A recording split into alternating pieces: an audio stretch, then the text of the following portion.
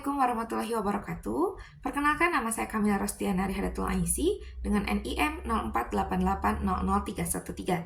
Saya merupakan mahasiswa Sistem Informasi di Universitas Terbuka UPBJJ Bandung. Pada video kali ini, saya akan melakukan praktikum 3 mengenai transaksi dan basis data terdistribusi. Tentunya dengan mengikuti panduan yang telah diberikan. Nah, langsung saja kita mulai prakteknya. Di sini yang terlebih dahulu kita lakukan adalah aktifkan Apache dan MySQL pada aplikasi XMPP. Di sini sudah saya aktifkan. Lalu masuk ke phpMyAdmin. Seperti biasa, masuk ke phpMyAdmin. Kita masuk. Lalu selanjutnya basis data. Klik basis data rumah sakit.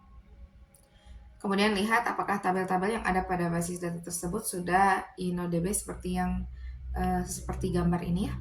Lalu kita cek pada rumah sakit. Ini kebetulan untuk tabelnya saya gunakan tabel yang waktu praktikum 2. Untuk tabelnya ini saya gunakan hasil praktikum yang sebelumnya, hasil praktikum 2. Nah, ini kita pastikan type-nya sudah sama ya. Jika type tabel sudah InnoDB, maka transaksi dapat berjalan pada basis data MySQL tersebut. Yang pertama akan kita lakukan adalah commit, yaitu sebuah perintah yang menandakan bahwa transaksi telah selesai dilaksanakan dan terjadi perubahan data. Akan membuat start prosedur dengan sebuah perintah commit dan dengan memasukkan data pada tabel pasien. Misal akan memasukkan data pasien tanpa perintah commit terlebih dahulu. Nah, kita coba masukkan di sini. Pada database rumah sakit, lalu kita pilih routines. Nah, ini sebelumnya saya sudah melakukan latihan juga ya, menggunakan panduannya. Lalu kita create new routines. Berarti kita mulai dari, misal kita dari transaksi 6. Parameternya kita drop. Lalu perintahnya kita masukkan yang ini ya. Begin start transaction, insert into pasien, isinya apa aja, select semua dari tabel pasien, terus end. Begin start transaction, insert into pasien, isinya ada ID pasien, nama pasien, alamat pasien, jenis kelamin, isinya ada ID pasiennya keempat. Karena sebelumnya di data pasiennya saya sudah punya 4 pasien, berarti value-nya ke 5. Namanya Salina. Alamatnya di Jalan. Alamatnya di Jalan. Saya selalu. Misalnya perempuan.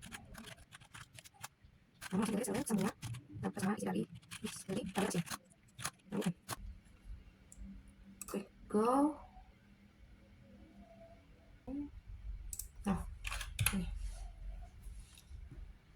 Go. Nah, udah ya. Lalu kita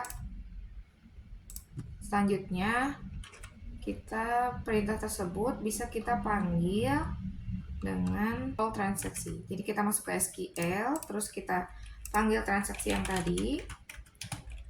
Call, tadi kan kita mulai dari 6 ya. Transaksi 6. Nah, maka muncullah di sini pasien Tina. Karena sebelumnya kan sudah punya 4 pasien ya. Muncullah Tina.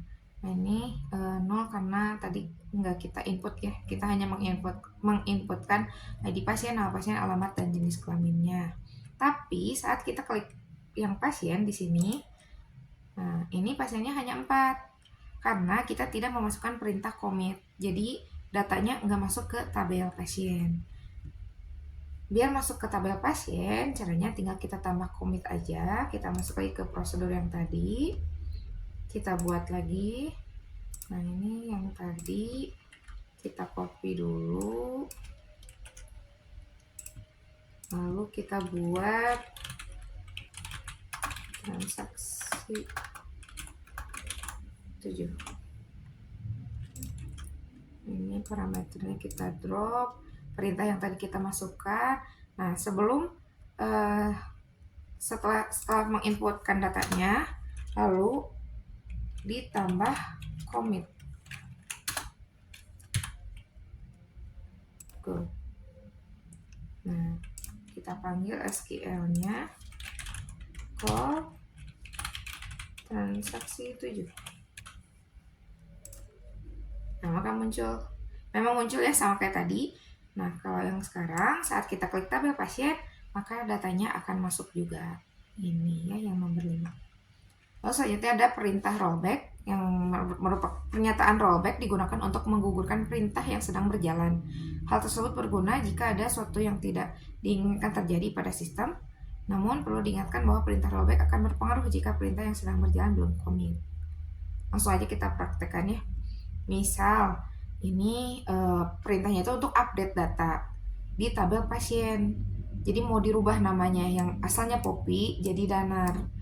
ID pasiennya 3. Namun dengan pernyataan rollback maka perubahan tersebut tidak terjadi. Contohnya, nah kita masuk lagi ke yang tadi ya, rutin. Misal ini berarti transaksi 8. Untuk penulisan transaksinya digabung ya, transaksi dan angkanya. Misal kita mau update data tadi, sebentar. Nah ini kan di sini ada namanya ID pasien yang nomor 1 Kamila Rostiana. Kita coba ganti jadi Kamila aja, ya, dengan menggunakan instruksi atau perintah rollback. Berarti kita buat transaksi bikin transaction update pasien. Nama pasiennya kita ubah jadi ID aja. Saya ada pasien aja.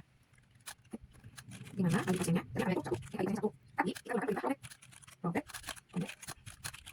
Dari sama pasien. Nih ya. Update pasien yang namanya jadi Kamila. Jadi yang ID pasiennya 1 itu kita rubah namanya jadi Kamila aja. Sebelumnya kan Kamila Rostiana. Tapi kita gunakan perintah rollback. Maka hasilnya kalau kita panggil call transaksi 8, nah maka hasilnya akan tetap sama aja, Kamila Rostiana tidak berubah jadi Kamila karena perintah yang kita gunakan itu rollback gitu ya. Nah, atau ada juga misal akan dilakukan perintah insert data baru pada tabel pasien pada ID dan pada ID pasien. Jadi kan tadi kita udah punya datanya 5 nih ya. Misal kita mau insert data pasien ke-6 dan ID pasien ketiga mau diupdate datanya. Nama pasiennya jadi dirubah nama pasiennya di data yang sebelumnya udah kita punya. Namun setelah perintah insert dilakukan, perintah selanjutnya adalah rollback dan setelah itu dilakukan perubahan pada nama pasien menjadi 17. Jadi ini yang atasnya itu kita mau masukin data baru gitu ya, pasien ke-6. Nah udah masukin data baru ke-6, kita mau mengupdate data yang sudah ada. Nah, kita coba masukkan perintahnya, masuk lagi ke prosedur, create new routine, transaksi 9, perintahnya kita download, perintahnya bikin start transaction, insert into pasien, tadi kita mau pasien 6. Kita masukin lagi pasiennya, ini naik nama pasien, nama pasien, dan insert. Nah di sini ada ID kan nama ya, nah misal namanya ini, namanya di jalan susah, misalnya apa? Kalau kita menggunakan rollback, lalu kita mau update pasien, set nama pasiennya, terus kita mau update nama pasiennya, kita tinggal di nama pasiennya yang tadi jadi tanggal ada, dimana ID pasien itu 1. Nah, tadi lagi kami select semua dari pasien. Seperti ini. Kita coba lihat ya. Go. Transaksi 9 kita coba panggil call transaksi 9. Nah, ini maka berubah ya. Namanya Kamila aja, tapi untuk yang data ke pasien ke-6 itu nggak muncul karena sebelumnya kita pilih kita inputkan perintahnya itu rollback gitu ya, berarti nggak jadi nggak masuk gitu si datanya. Kalau yang Kamila karena hanya commit aja nggak rollback, Jadi update-annya masuk gitu. Kalau kita cek di tabel pun, nah ini Kamila sudah berubah ya, jadi Kamila aja, dan data yang ke-6 nggak masuk. Data pasien yang ke-6-nya nggak muncul.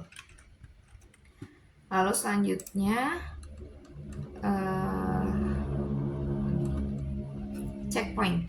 Checkpoint merupakan tempat titik di mana proses terakhir disimpan. Bahwa suatu perintah rollback adalah membatalkan atau mengembalikan suatu perintah ke kondisi di mana transaksi belum terjadi. Namun, supaya sebuah transaksi berjalan dengan optimal, maka kondisi rollback tidak harus dikembalikan ke kondisi awal, akan tapi bisa dikembalikan ke posisi tempat checkpoint terakhir. Misalnya ada 3 buah data yang akan dimasukkan ke dalam basis data. Saya juga sudah punya ya. Nah, ini contohnya. Misal tadi kita punya datanya udah 5 ya, berarti 6, 7, dan 8. Nah, lalu selanjutnya pada baris kelima, nah ini kita coba masukkan, ini perintahnya kita coba masukkan dulu ke sini. Prosedur, kita buka rutin, create new routines, transaksi 10. Nah, di transaksi ini kita mau menginput data pasien ke-6 yang namanya Jimin. Save point-nya poin 1. Lalu ada mau input juga pasien ke-7 namanya Jungkook, tapi di rollback ke save point 1. Yang terakhir yang ke-8 commit, kita coba ya. Nah, maka kita panggil transaksinya transaksi 10.